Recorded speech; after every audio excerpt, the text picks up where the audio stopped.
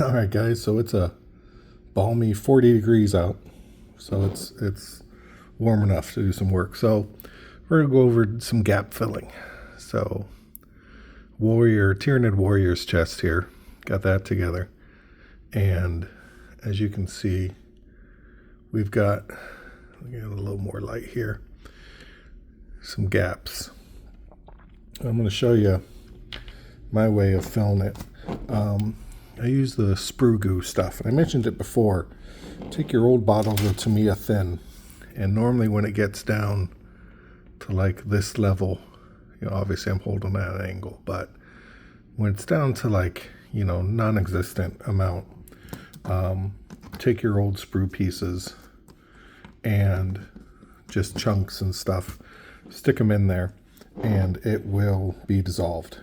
And what's nice is, you've already got the brush and the applicator on it to put this stuff down. Basically, it's just liquefied plastic.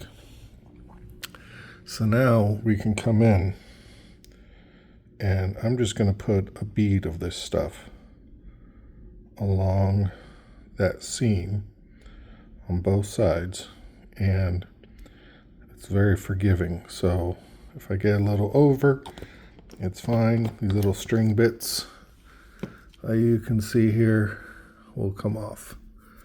Okay. Now that we've got that on there, I'm going to take my regular extra thin, and I'm going to add some to the edges.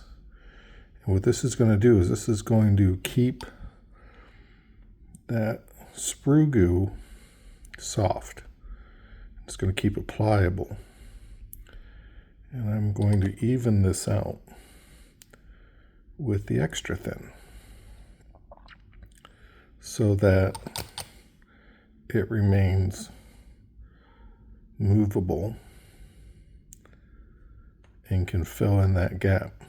And then I can spread it out and thin it out so it's not just that giant bead that you see up here. Now you can definitely leave that bead there if you want, and then you can just sand it out later, but I'm lazy, so I don't want to do that. So I'm going to kind of transition it between those two spots, so it looks like one nice and even smooth area to where there was never a gap at all. Doesn't take a lot of practice, doesn't take a lot of time, but here you go. In the 30-40 seconds, we're pretty much done. Now this stuff will shrink as it evaporates, and it's going to evaporate quickly. The extra thin will evaporate. I'm going to set this off to the side so it can dry, and I'll show you. This is what it looks like when it dries. Now you can visually see the gap in here, okay? Visually you can see it, okay? If I run my finger over it, I can't see it, can't feel it, okay? Visually you can. If you don't want it, see how I took my sanding stick, go over it just a few times with your sanding stick. Again, I like the ones with the sponge on it. Go over it a few times. Wipe that clear.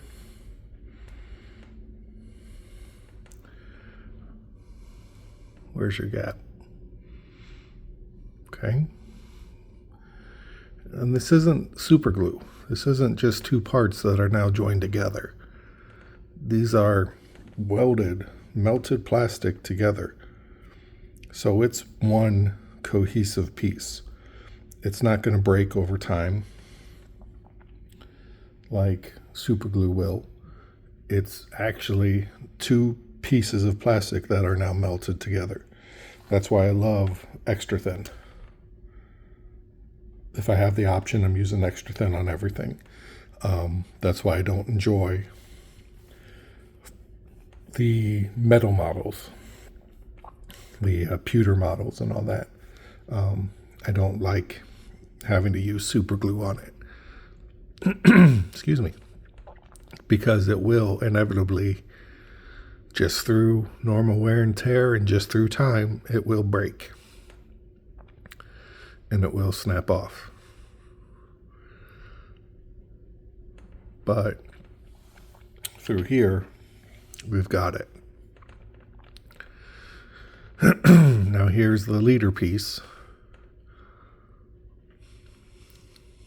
And again, it's shiny because of that Tamiya extra thin. You can see where I stopped it right there. But you'd be hard pressed to say, okay, where did I join those pieces?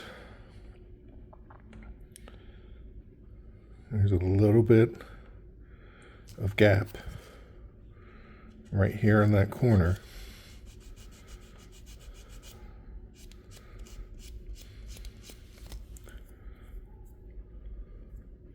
And that's it. I love my Sprue Goo. I use it for everything. I use it on my big models, like my Norn Emissary. All these big pieces put together with Sprue Goo, and it's a solid piece. Okay, I can flex it.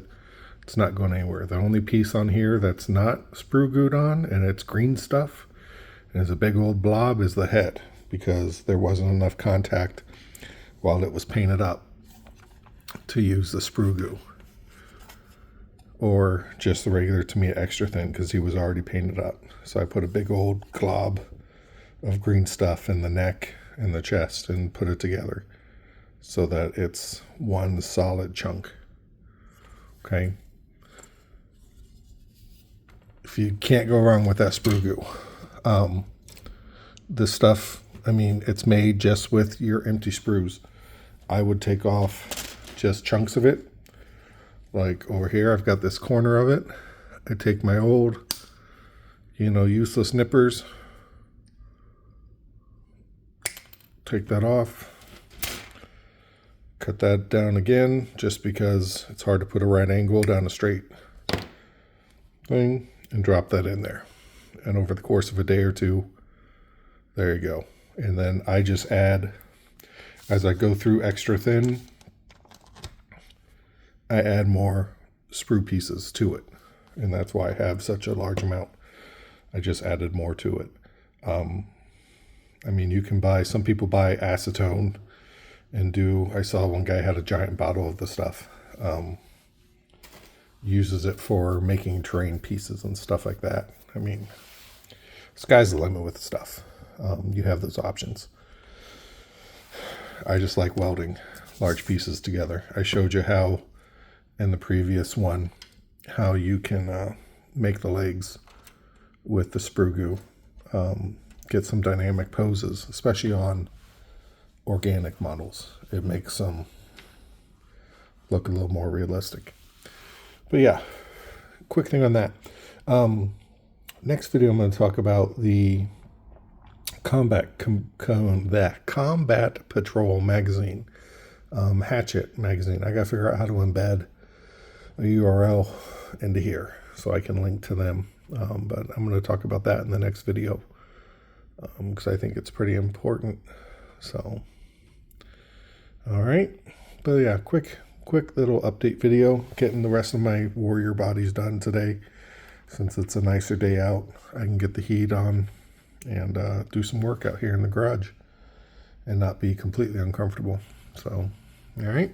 Have a great day, guys. Talk to you later. Like, subscribe, comment, all that fun stuff. Yeah.